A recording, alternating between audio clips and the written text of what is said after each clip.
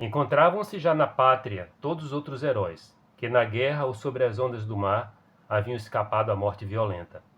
Ulisses era o único que todavia ansiava pelo regresso e pela esposa, retido como estava em gruta profunda, pela veneranda ninfa Calipso, deusa entre as deusas, que ardia no desejo de o tomar como esposo.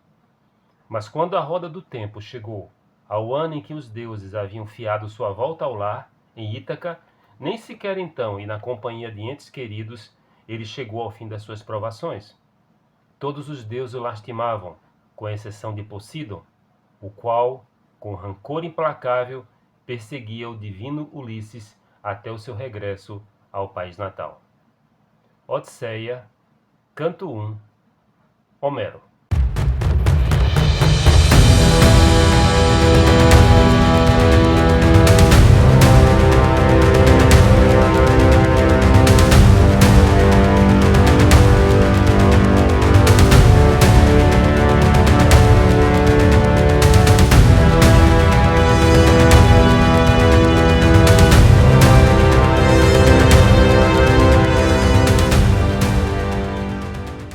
Todos muito bem-vindos ao canal Mitologia Grega de A a Z. Meu nome é Sérgio Paulo de Melo Feitosa, sou mestre em Ciências da Religião e psicólogo clínico. É um prazer estar aqui mais uma vez trazendo conteúdos de mitologia grega. E como eu havia comentado, havia prometido, então estamos retornando às postagens do canal Mitologia Grega aqui. Fiquei alguns meses sem conseguir postar, houve um problema grande no meu equipamento e também minhas atividades profissionais, outras, no caso da clínica psicológica, acabaram me prendendo, tirando um pouco do meu tempo aqui para a gente poder dar continuidade aqui aos conteúdos. Mas a partir de agora e entrando em 2026, então acredito que as postagens seguirão uma rotina legal, uma rotina bacana para que a gente possa de fato dar continuidade a esse grande conteúdo e amplo e profundo da mitologia grega que o canal aqui Mitologia Grega de A a Z traz. Quero deixar então aqui um forte abraço, agradecer pela presença, pela participação aqui, e se você chegou até aqui por uma indicação do YouTube, então eu vou pedir que você ative as notificações, dê o seu like, se inscreva e avise pessoas que você conhece que gostam desse tipo de conteúdo ligado à mitologia grega, tá? Bom, então nós estamos aqui hoje fazendo na verdade, uma apresentação.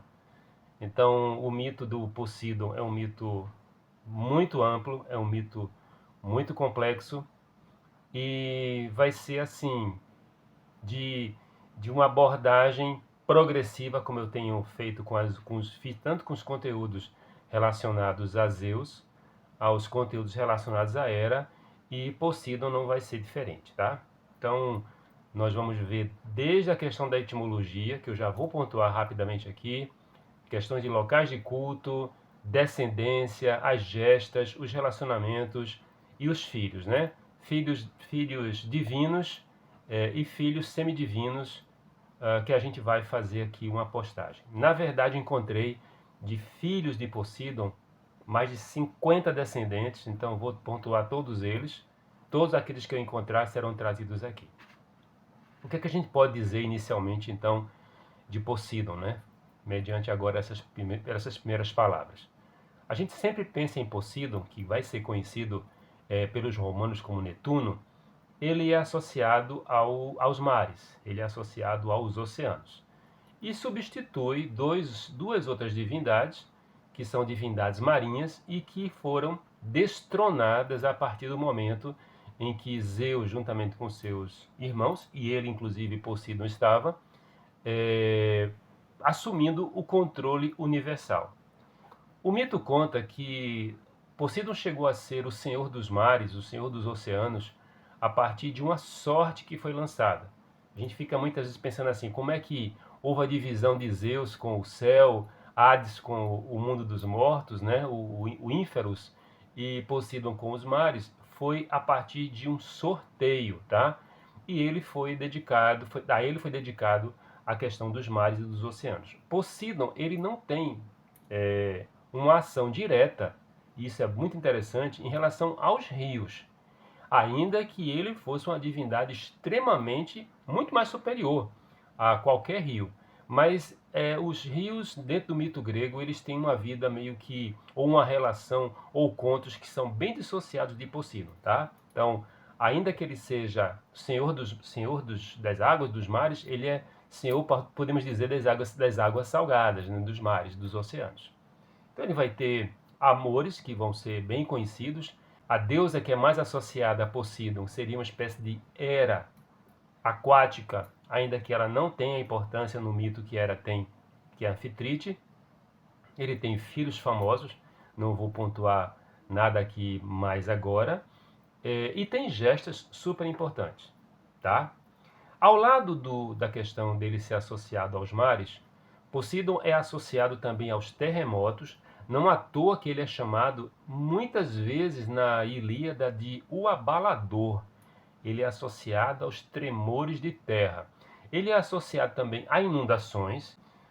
Ele vai ser associado a dois animais que são super importantes no processo civilizatório humano: o touro e o cavalo, muitas vezes sendo associado ao cavalo. Aliás, a etimologia dele pode dizer ali, no etrusco antigo, que ele poderia estar sendo associado ao cavalo. Daí ele ser associado exatamente a esse animal. A etimologia dele, até o momento, até hoje, não se tem uma conclusão. Ele tem uma presença muito forte na Ilíada, ele tem uma presença muito forte na Odisseia. Curiosamente, mesmo que ele tenha essa presença forte, e uma grande parte de toda a motivação de Odisseu para com que chegasse até Ítaca, e o motivo pelo qual Odisseu levou 10 anos, fica claro em diversos momentos que foi por conta de uma ação impensada do herói contra um filho de Poseidon, que é o Ciclope Polifemo. Então, Odisseu cegou Polifemo e Polifemo pede uma vingança do pai.